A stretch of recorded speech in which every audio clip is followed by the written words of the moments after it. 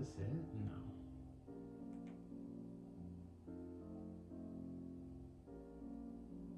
This is the Incredible Hulk. But it's so funny that I was just saying how I hope, or I wonder if all the Marvel movies are on Disney. Well, right out of the gate, they're not. Because the Incredible Hulk, even though it was Marvel Studios, was, I guess, co-produced or distributed by Universal. But thankfully it's on HBO Max, so. Yeah, this is also a 2008 movie. I have not seen this one. Did I ever say that? Even though this movie came out the same year as Iron Man, it somehow feels like it came out 5 years before Iron Man. Yeah. It feels like a late 90s, very early thousands movie for some reason. Like as if, like when you can tell a movie's been shot on film versus modern digital, this movie feels like it was shot on film. He's about to turn into the Hulk, I think, right? See, I think where Marvel got it right is that you have to make superhero movies kind of fun and for kids, because that's what I think superheroes like appeals to the kid and everybody. And I think it wasn't until recently where you could make all these dark, like Christopher Nolan walked so that the Joker and the Batman could run.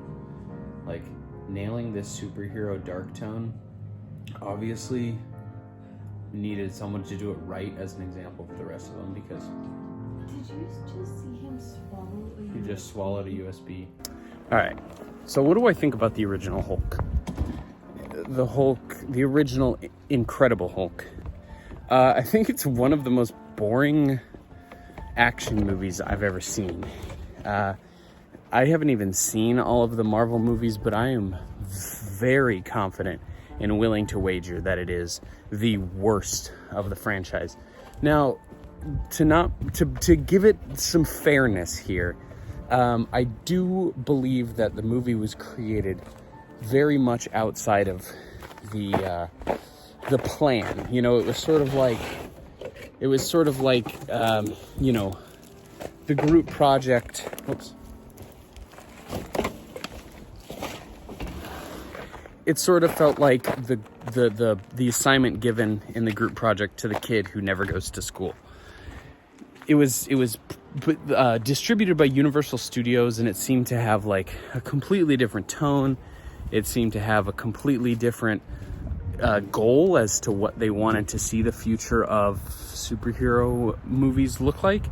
And the only thing that I would say that really ties it to the MCU is the fact that Robert Downey Jr. is in it. Outside of that, you would literally guess that it was made in a different time, like different era, that it had nothing to do with the original studio, that had nothing to do with the MCU. Overall, the movie was just very boring.